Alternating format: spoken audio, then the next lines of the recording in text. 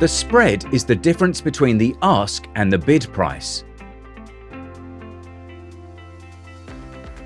For example, if Euro-US dollar is trading at the exchange rates of 1.1306 and 1.13, then the spread is equal to ask minus bid price.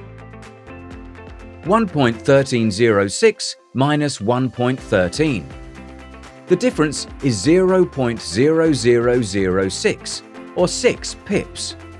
Similarly, if the US dollar Japanese yen is trading at the exchange rate of 110.19 and 110.1, then the spread is calculated as the difference between the ask and the bid price. 110.19 minus 110.1. The difference is 0.09, or 9 pips.